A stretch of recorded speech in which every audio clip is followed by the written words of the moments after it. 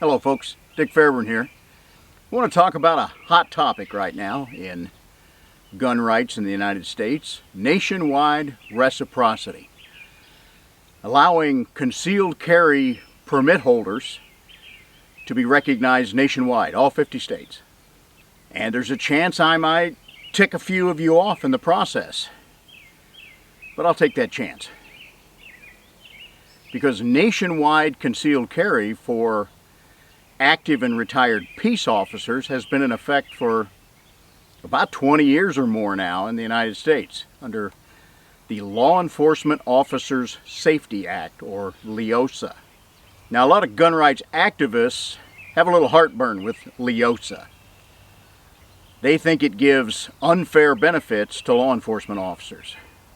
Stick around. I'm going to tell you my thoughts on LEOSA, why law enforcement officers are different, but why all U.S. citizens should have this right.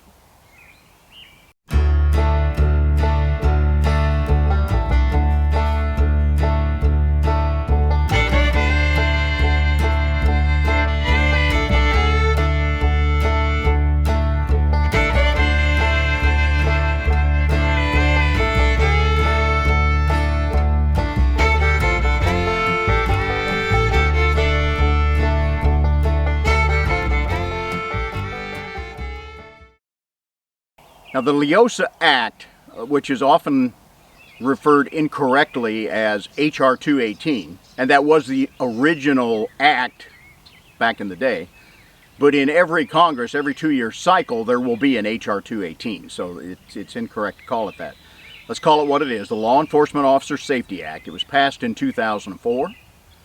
It was signed by President George W. Bush. Now, there have been a couple of legislative upgrades to LEOSA, and another is working its way through Congress right now. LEOSA grants concealed carry rights to active and retired law enforcement officers in all 50 states, the District of Columbia, and 5 different territories. Now, qualified retirees must have 10 years plus active service. That service can be part-time. It does not have to be full-time service. And your service must have included the authority to be armed and make arrests. This includes U.S. military personnel with 10 or more years service in what they call a police MOS, or a military occupational specialty. And it includes Coast Guard personnel qualified as boarding officers because they meet that law enforcement definition. Some law enforcement officers who have on-the-job disability status, who may not have accumulated 10 years or more, are generally qualified under this act. You must have proof of your service. In other words, you must have some kind of identification, photo ID, that shows that you are either a retired law enforcement officer or held qualifying status at one point in your career. It also requires an annual qualification be fired. And some of the things in the update that's going through Congress right now might change that to every 3 years instead of annually. There are some limitations on where you can carry, in other words, sensitive areas under the terminology we most commonly use. And that too may be changing in new legislation, opening up more areas where you can carry under LEOSA. Now, here's what you need to understand if you have heartburn about cops having this status.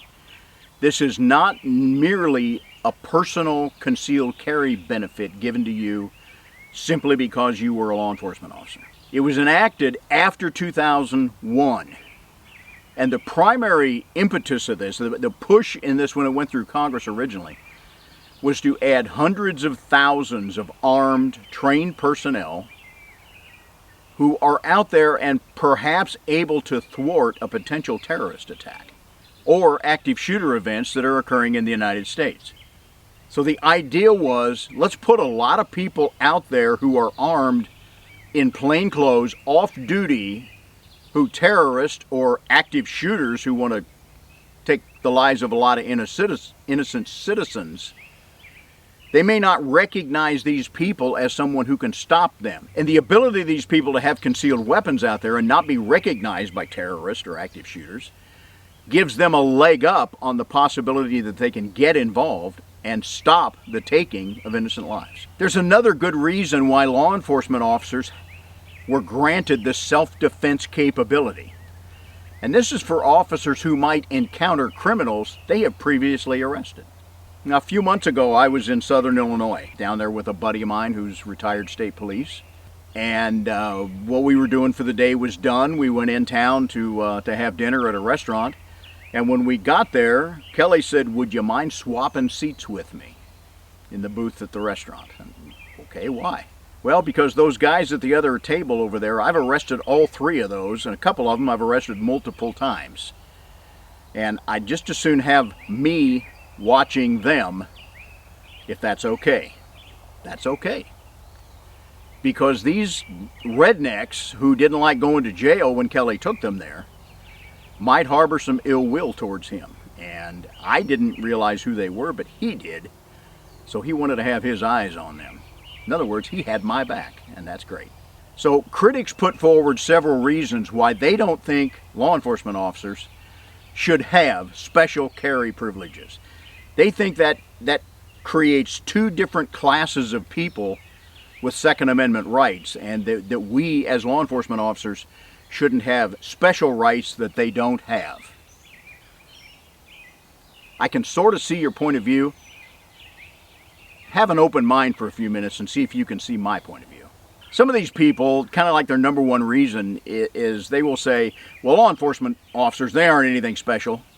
Some people even claim law enforcement officers have no arrest powers beyond that of citizen arrest.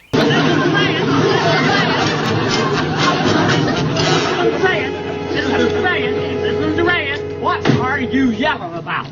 Like you said, you broke the law by making an illegal U-turn, and I hereby, as a citizen of the town of Mayberry in the United States of America, arrest you. Hooray! They don't know what they're talking about, but since they're sidewalk lawyers, and they have spent probably more than their fair share in the criminal justice system, the technical name for people like this is idiots.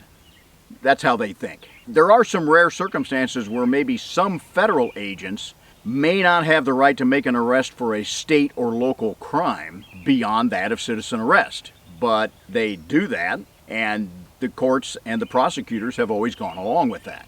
So it varies by agency and it varies by state, but law enforcement officers have much higher levels of authority to make detentions and arrests than the average citizen arrest. And I'll just get ahead of another critic. Despite what you might see from First Amendment auditors, a lot of which either are or claim to be attorneys, a lot of these people on YouTube, and they will tell you that most law enforcement officers in most states don't even have the right to detain you.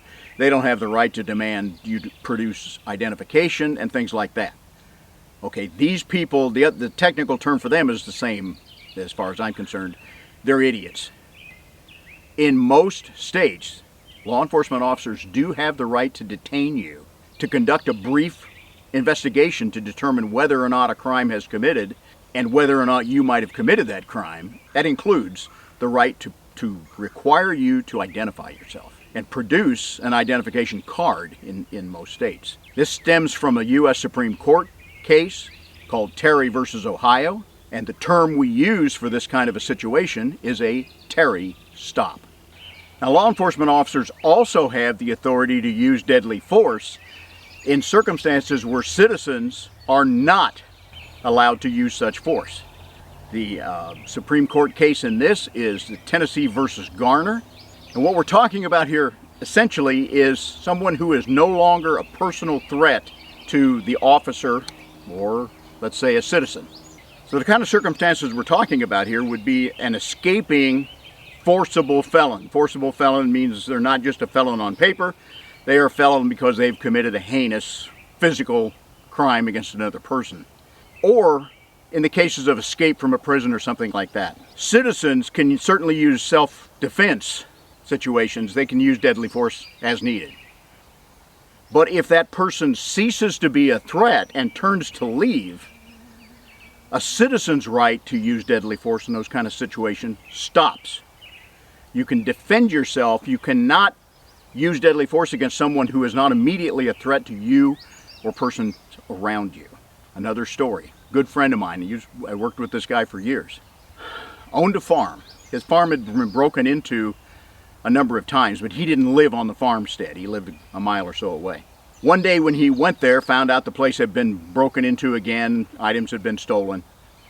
While he was in the barn, some of these young ne'er-do-wells showed up again. They were going to rob him again. Well, he happened to have a shotgun with him. He confronted them with the shotgun. They immediately spun their car around in the driveway and took off. He proceeded to dump a few loads of double-aught buck in their direction as they were escaping. Now, this guy is not a law enforcement officer. Never was. One pellet caught one jerk as they were fleeing. So he is potentially going to be charged with attempted murder. The prosecutor looked at the totality of what was going on, and he decided not to prosecute this guy. Which he was wrong when he did it. The injury was relatively minor. No one else was harmed. I'm okay with that. This guy led an exemplary life all other the days he was alive. So what he did was wrong. A police officer can use deadly force under some very tightly scripted circumstances under Tennessee versus Garner. And they can use deadly force, which citizens cannot. Others have an argument that, well, law enforcement officers, I've seen them on the range, they're lousy shooters. They're not as good as I am as an avid civilian shooter. They're probably not going to be effective as stopping the bad guys as I am anyway. They shouldn't have any special rights. Well, that could be true in that particular case. But overall, and this varies widely, I understand, most law enforcement officers have a lot more training and at least equal or better shooting skill to most of the people out there with a concealed carry license. Okay, in Illinois, we have one of the higher levels of training to get a concealed carry permit, and they only have to fire 30 rounds on a qualification course that's pretty simple. In constitutional carry states, there's no requirement for training at all. So we may have people out there carrying a gun within every legal right that have very low levels of skill in terms of stopping bad guys. And they have none of the legal or moral training that is incumbent on every police officer in every state. So they don't understand the legal aspects of the use of deadly force anywhere near as well as a trained police officer. What it really boils down to is that people who are adamantly opposed to the LEOSA law and the fact that law enforcement officers have nationwide concealed carry, most of them just simply don't like cops. And I've said this before, and I will stick to my guns. Most of the people who don't like cops that much and post on the internet are simply what we call frequent flyers. They've probably had more than their share of contact with police officers, most of it bad because they talk their way into it one way or another by their actions. Here's one post of what one of these people says. How are you going to buy the compliance of your armed gang of jackbooted thugs if you don't give them special exemption treatment that makes them more equal than other animals? That sounds like a pretty bitter person to me. I don't think the cops generally see ourselves as more equal. We are just better trained. We have a better understanding of the legal ins and outs of the use of deadly force.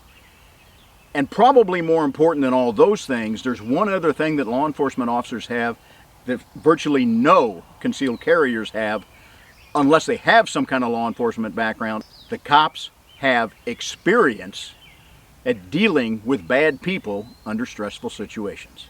And they also have, in most states, a lot more firearms training than most of these motor mouths would like to admit.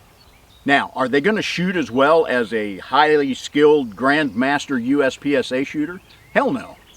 But is that Grandmaster shooter going to have the understanding of law that police officers have, even if they have been through concealed carry training and obtained their license? Most cops have a better understanding of the use of deadly force and the criminal justice system and how it applies to that.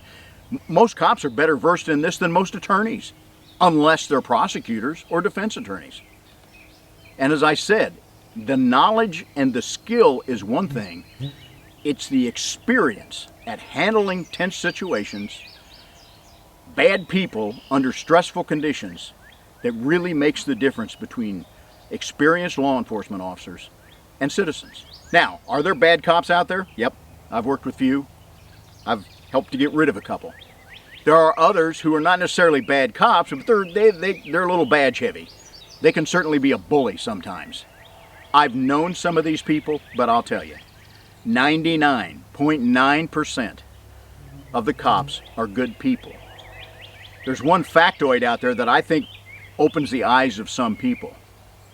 That 99.9%, the number of police officers who are severely disciplined or fired for being bad people is lower than the rate of the clergy that is disciplined or dismissed for the same things. So we're a little bit better than the men of the cloth who are out there. The vast majority of cops are good, honest sheepdogs. So many of the haters out there, they're just internet motor mouths as far as I'm concerned. If you are one of those internet experts and you feel the need to trash me in the comments, have at it. I got big shoulders. Now, I would like to see these LEOSA rights extended to retired military personnel. And I would especially like to see those military personnel be able to be armed on their own damn military bases, instead of standing there like sheep at the attacks that we saw a number of years ago at Fort Hood and other places, where they are trained, skilled warfighters, but they can't fight back because the military won't let them be armed on their own base. They'll let them be armed overseas in a war zone, but not here. Ridiculous. I am also very much in favor of nationwide reciprocity for everyone. Tell me what you think. Post your comments, positive, negative. Are you in favor of nationwide reciprocity for all citizens? Do you oppose nationwide concealed carry for police officers as it stands now under this LEOSA Act? What's your heartburn with it? Let's be specific about this, folks. I'm in favor of it for everyone, but I really think police officers got it and police officers deserve it because we are different than the average citizen in terms of our legal understanding, in terms of our skill set in the use of deadly force, and as I said, most importantly, because of the experience we have at dealing with these stressful kind of situations where deadly force is most likely to be used. That's my 2 cents. Folks, if you like these videos, if you think they're useful to you, please subscribe, resubscribe, give me a thumbs up, post your comments, whatever you do. Y'all be safe out there. Okay, we got them both here now. You ready? Bud got one. Ginger got one.